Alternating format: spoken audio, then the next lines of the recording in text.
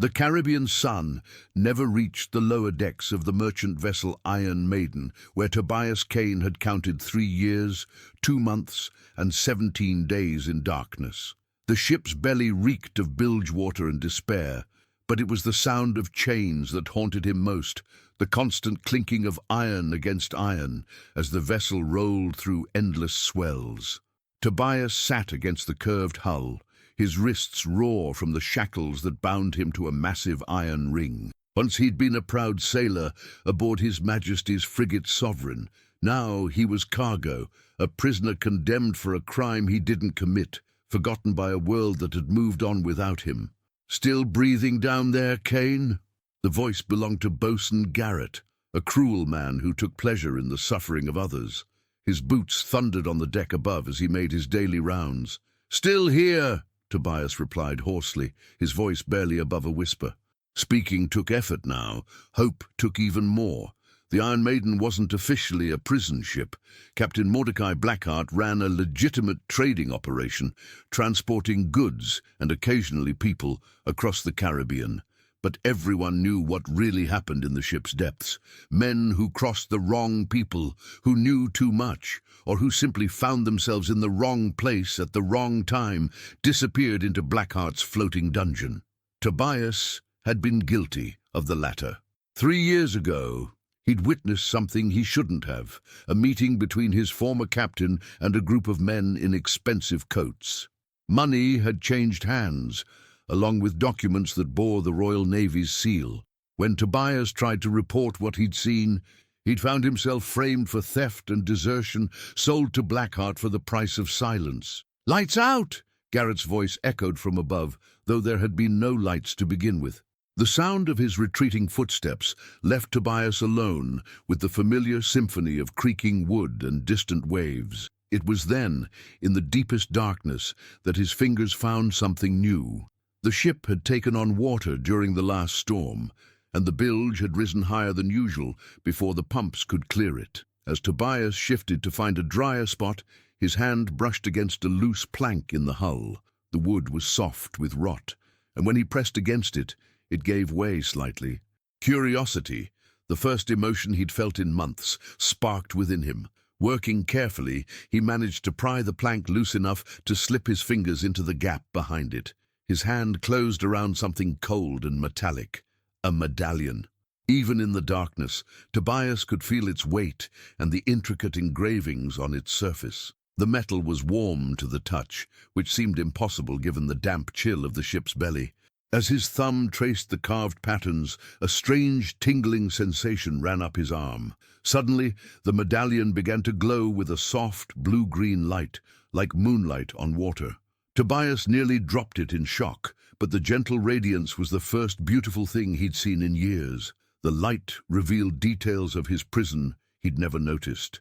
Ancient symbols carved into the ship's ribs, marks that looked far older than the Iron Maiden herself. The medallion's glow intensified, and with it came whispers, not voices exactly, but something deeper.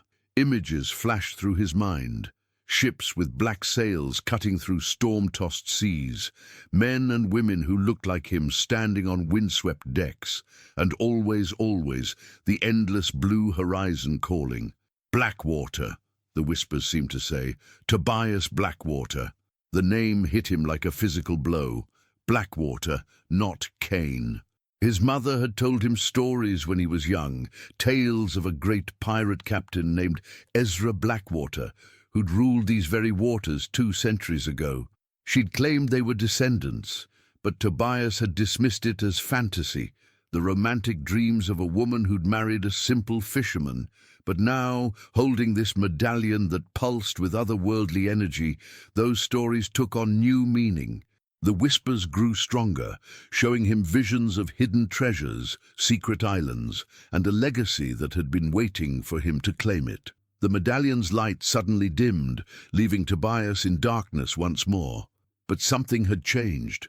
The despair that had weighed on him for 3 years was lifting, replaced by something he'd thought lost forever: purpose. Over the following days, Tobias experimented with the medallion in secret.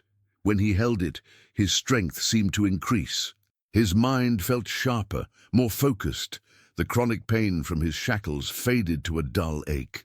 Most remarkably, he found he could sense things beyond his prison, the movement of the ship, the emotions of the crew above, even the presence of other vessels on the distant horizon.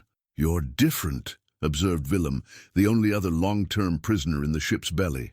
The old man had been there when Tobias arrived, and his crime, if he'd committed one, was lost to time and madness. "Something's changed about you." Tobias looked at his fellow prisoner, seeing him clearly for the first time, despite the darkness. Willem's eyes held more sanity than they had in months, as if Tobias's transformation was somehow affecting him too. "I found something," Tobias admitted quietly, "something that belonged to my family." "Aye," Willem nodded knowingly. "The sea calls to her own, she does. Always has, always will." That night, as the Iron Maiden rode at anchor in a secluded cove, Tobias made his decision. The medallion had shown him visions of what he could become, but first he had to break free of what he was. He closed his eyes and focused on the medallion's power, feeling it flow through him like a tide. The shackles around his wrists, which had seemed unbreakable for 3 years, suddenly felt fragile. With a surge of strength he didn't know he possessed, Tobias pulled against his bonds. The iron ring that had held him captive tore free from the ship's hull with a grinding shriek of metal. The shackles themselves cracked and fell away, leaving his wrists free for the first time in years. "Sweet Neptune," Willem whispered. "How did you—" "I don't know," Tobias replied honestly, staring at his freed hands in amazement. "But I'm going to find out." Moving with newfound purpose, he helped Willem break his own bonds, the old man's chains snapping like twigs under Tobias's enhanced strength. Together, they crept through the ship's lower levels, avoiding the night watch as they made their way toward the upper decks. The Iron Maiden was anchored near a small island, her crew mostly asleep after a day of hard sailing. Only 2 men stood watch, easy enough to avoid for someone who could now sense their exact positions through the ship's hull. "The boat," Willem pointed to a small dinghy secured to the ship's side. "We can reach the island, find help." But Tobias shook his head. "No, I'm done running." The medallion pulsed against his chest, and with it came a flood of knowledge, not his own, but inherited from generations of Blackwater pirates who had sailed these waters. He knew this ship now, knew her weaknesses, her secrets. More importantly, he knew there were others in her belly, men and women who deserved freedom as much as he did. "You're talking about mutiny," Willem said quietly. "I'm talking about justice," Tobias replied. "This ship, this crew, they've destroyed too many lives. It ends tonight." Moving like a shadow, Tobias made his way to the ship's armory. The lock that should have stopped him crumbled under his touch, the metal corroding as if aged by centuries in moments. Inside, he found cutlasses, pistols, and something else, a sword that seemed to call to him. The blade was magnificent, its steel gleaming despite years of neglect. When Tobias lifted it, the medallion's glow intensified, and he saw the truth. This had been his ancestor's sword, Ezra Blackwater's legendary cutlass, somehow preserved aboard this very ship. "Impossible," he breathed, but the weapon felt perfect in his hand, balanced as if it had been forged specifically for him. Armed and empowered, Tobias began freeing the other prisoners. There were 12 in total, sailors, merchants, and common folk who'd crossed the wrong people. As each man was freed, the medallion's influence seemed to spread, filling them with strength and purpose they'd thought lost forever. "What's the plan?" asked Marcus, a former Royal Navy gunner who'd been imprisoned for refusing to participate in a corrupt officer's scheme. "We take the ship," Tobias said simply, "but we do it right. No unnecessary killing, no cruelty. We're not like them." The freed prisoners nodded, understanding. They'd all suffered under Blackheart's regime, but they wouldn't become monsters to defeat monsters. As dawn approached, Tobias led his small army of liberated souls toward the upper decks. The medallion showed him the way, guiding him through the ship's passages like a compass pointing toward destiny. Captain Blackheart was in his cabin, counting the previous day's profits, when Tobias kicked down the door. The older man looked up in shock, his hand moving toward the pistol at his belt. "I wouldn't," Tobias advised, his ancestor's sword gleaming in the morning light streaming through the cabin's windows. "Your crew is already secured. It's over, Blackheart." The captain's eyes widened as he took in Tobias's transformation. Gone was the broken prisoner he'd tormented for 3 years. In his place stood a man who radiated power and authority, his eyes blazing with the fire of his pirate heritage. "Impossible," Blackheart whispered. "You're just a failed sailor, a nobody." "No," Tobias replied, the medallion pulsing against his chest. "I'm Tobias Blackwater, heir to a legacy you could never understand, and your reign of terror ends now." The confrontation was brief. Blackheart, for all his cruelty, was no match for a man empowered by centuries of pirate blood and righteous fury. When it was over, the former captain found himself in the same shackles that had once bound Tobias, while the ship's new master stood at the helm. "What now, Captain?" Marcus asked, using the title naturally. Tobias looked out at the endless blue horizon, feeling the call of adventure in his blood. The medallion had shown him glimpses of treasure islands, hidden coves, and ships that needed liberating from corrupt masters. His ancestors' legacy was vast, and it was time to claim it. "Now," he said, a smile crossing his face for the first time in years, "we become what we were always meant to be. The sea is calling, gentlemen, and the Blackwater name sails again." As the ship, now rechristened the Freedom's Dawn, set sail toward the horizon, Tobias felt the weight of his shackled years lifting like morning mist. He was no longer a prisoner of other men's greed and corruption. He was free, empowered, and ready to write his own legend on the endless blue canvas of the Caribbean Sea. But freedom, he would soon learn, came with its own challenges. And somewhere in the distance, other ships were already moving to intercept the vessel that had dared to break the established order. The real adventure was just beginning. 3 weeks had passed since the liberation of the Freedom's Dawn, and Captain Tobias Blackwater stood at the bow of his ship watching the sun paint the Caribbean waters gold. The medallion hung openly around his neck now, its blue-green glow a beacon of hope for his crew and a warning to those who would oppress the innocent. "Captain," called Sarah Chen, the ship's new navigator, a former cartographer who'd been imprisoned for refusing to falsify maps for corrupt merchants. "We're approaching Devil's Triangle. The men are getting nervous." Tobias nodded, understanding their concern. Devil's Triangle was a stretch of water where ships disappeared, where compasses spun wildly, and where even the bravest sailors feared to venture. But the medallion had been pulling him toward this place for days, its whispers growing stronger with each league they sailed. "Steady as she goes," he commanded. "Whatever's waiting for us out there, we'll face it together." The crew of the Freedom's Dawn had grown from the original 12 freed prisoners to nearly 40 souls. Word of their liberation efforts had spread through the Caribbean's underground networks, and men and women seeking freedom from oppression had found their way to Tobias's banner. They weren't pirates in the traditional sense, they were liberators, targeting only those ships that dealt in human misery. "Contact on the horizon!" shouted Willem from the crow's nest. The old man had proven surprisingly spry once freed from his chains, and his years of imprisonment had given him an uncanny ability to spot trouble at great distances. 3 ships, flying Royal Navy colors. Tobias raised his spyglass, studying the approaching vessels. His enhanced senses, gifted by the medallion, told him these weren't ordinary Navy ships. The crews radiated malice and greed rather than duty and honor. "It's Admiral Cornelius Vane," Marcus reported grimly.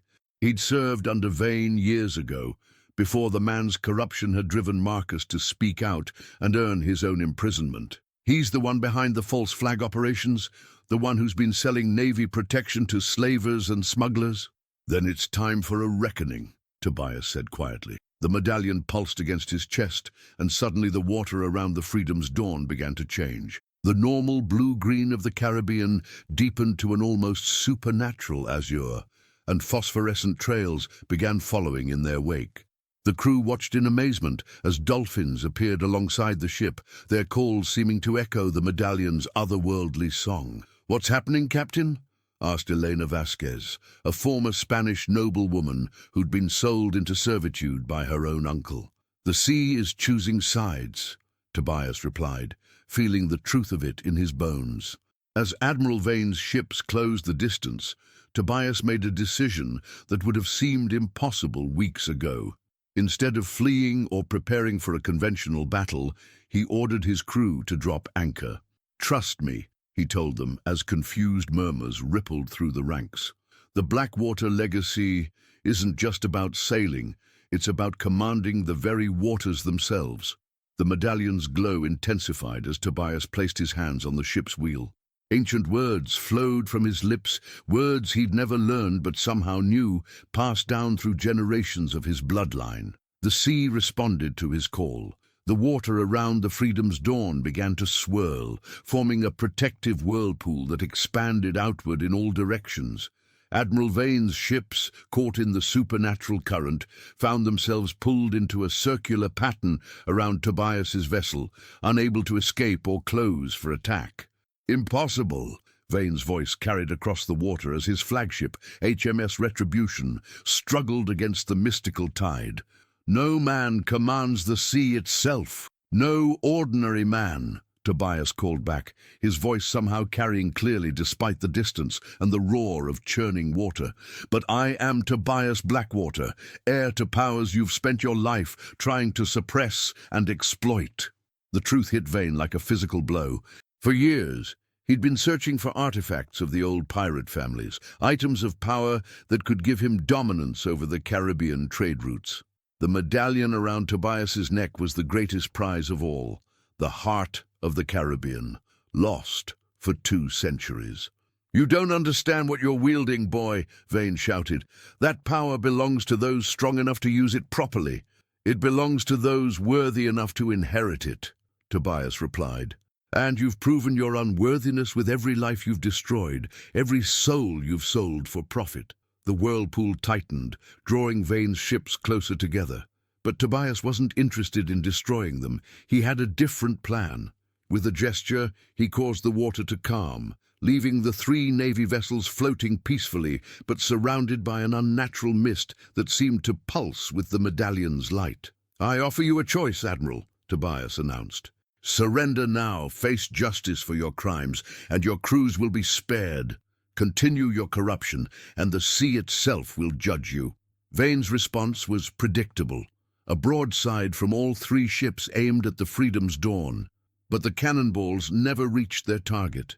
The mist around Tobias's ship solidified into a barrier of crystallized seawater, deflecting the iron spheres harmlessly into the ocean. "So be it," Tobias said sadly. What followed wasn't a battle in any conventional sense. It was a demonstration of power that would become legend throughout the Caribbean. The sea itself rose to fight alongside Tobias, forming waterspouts that lifted Vane's ships and spun them like toys. Phantom vessels, the ghostly remnants of ships destroyed by corrupt officials, materialized from the mist to board the Navy vessels. But even in this supernatural conflict, Tobias maintained his principles. The Phantom crews didn't kill. They simply overwhelmed and captured, binding the corrupt sailors with chains of living seaweed that held them fast, but caused no harm. Admiral Vane himself proved more resourceful than expected. As his flagship was overrun, he leaped into the water and swam toward a hidden cave on a nearby island. A cave that, according to the medallion's whispers, held secrets of its own. "He's heading for Blackwater's tomb," Willem called out, his old eyes sharp with recognition. "That island, it's where your ancestor was buried, Captain. If Vane reaches it..." Tobias didn't need the warning completed. He could feel the pull of the island, the call of his bloodline. But he could also sense something darker, ancient protections that would react violently to an unworthy intruder. "Take command, Marcus," Tobias ordered, diving over the side of his ship. "Secure the prisoners and tend to any wounded. I'll handle Vane." The water welcomed Tobias like an old friend, the medallion's power allowing him to swim with supernatural speed and grace. He reached the island shore just as Vane disappeared into the cave mouth, following a passage that led deep into the island's heart. The cave was a marvel of natural and artificial construction. Phosphorescent algae provided ghostly illumination, revealing walls covered in carvings that told the story of the Blackwater line. At the center of the vast chamber lay a tomb of black coral, and atop it rested a skeleton in the remnants of a pirate captain's coat. "Ezra Blackwater," Tobias whispered, feeling the presence of his ancestor like a weight in the air. "Indeed," Admiral Vane said from the shadows. He'd found another medallion, a twin to Tobias's own, clutched in the skeleton's bony fingers. And now his power will serve a more practical master. But as Vane lifted the second medallion, the tomb began to glow with an angry red light. The skeleton's jaw opened, and a voice like the roar of a hurricane filled the chamber. "Unworthy, you seek power without honor, strength without wisdom. The sea rejects you." The cave began to shake as ancient protections activated. Vane screamed as the stolen medallion burned his hands, but his greed overcame his pain. He pressed the artifact against his chest, trying to claim its power by force. The result was catastrophic. Instead of granting him dominion over the seas, the medallion began draining his life force, aging him decades in seconds. His hair turned white, his skin withered, and his eyes clouded with the weight of unearned years. "Help me!" he gasped, reaching toward Tobias with skeletal fingers. Tobias felt pity for the man, despite everything Vane had done. He stepped forward, his own medallion glowing with compassionate light, and gently removed the cursed artifact from Vane's chest. The aging stopped, but the damage was done. Admiral Cornelius Vane was now an ancient man, his body bearing the weight of all the lives he'd destroyed, all the suffering he'd caused. "The sea remembers everything," Tobias said quietly. "Every crime, every kindness. You chose your path, Admiral. Now you must walk it to the end." As they emerged from the cave, Tobias carrying the broken man who'd once been his enemy, the Freedom's Dawn waited offshore. The crew had secured Vane's ships and was already working to free the legitimate prisoners found in their holds, men and women who'd been destined for illegal slavery operations. "What do we do with them all, Captain?" Marcus asked, gesturing to the captured corrupt sailors. Tobias considered the question carefully. The medallion showed him visions of possible futures, some dark, some bright, all dependent on the choices made in this moment. "We give them the same choice we were given," he decided. "They can face proper justice in Port Royal, or they can join us in making amends for their crimes, but they'll earn their redemption through service to those they've wronged." Many of the captured sailors chose redemption, swelling the ranks of the Freedom's Dawn even further. Others preferred to face formal justice, and Tobias honored that choice as well, delivering them to honest authorities in ports where corruption hadn't yet taken root. As for Admiral Vane, his fate was perhaps the most fitting of all. Aged beyond his years, but still possessing his memories and intelligence, he became the ship's chronicler, recording the stories of those they rescued and ensuring that the crimes of the corrupt were never forgotten. Months passed, and the legend of Captain Tobias Blackwater grew throughout the Caribbean. The Freedom's Dawn became a symbol of hope for the oppressed and a nightmare for those who profited from human misery. Other ships joined their cause, forming a fleet dedicated to liberation rather than plunder. But perhaps the greatest treasure Tobias discovered wasn't gold or jewels. It was the family he'd built from the broken and forgotten. Willem became his trusted advisor, Marcus his loyal first mate, Sarah his brilliant navigator, and Elena his fierce quartermaster. Together they forged a new kind of piracy, one based on justice rather than greed. Standing on his ship's deck as the sun set over the endless Caribbean, Tobias touched the medallion that had changed his fate. The whispers of his ancestors were quieter now, satisfied that their legacy was in worthy hands. "Where to next, Captain?" Sarah asked, her charts spread before her. Tobias smiled, feeling the call of adventure in his blood. "Wherever the wind takes us, and wherever justice is needed, the sea is vast, and our work has only just begun." The Freedom's dawn sailed into the sunset, her black sails bearing a new symbol, not the traditional skull and crossbones, but a broken shackle surrounded by waves. It was a promise to all who saw it, that no chain was unbreakable, no prison permanent, and no soul beyond redemption. Tobias Blackwater had found his destiny in the depths of despair, and now he carried that hope to others who needed it most. The Caribbean had a new guardian, and the age of corrupt admirals and crooked merchants was coming to an end. The shackles were broken, the treasure was claimed, and the legend of the Blackwater Line sailed on into immortality.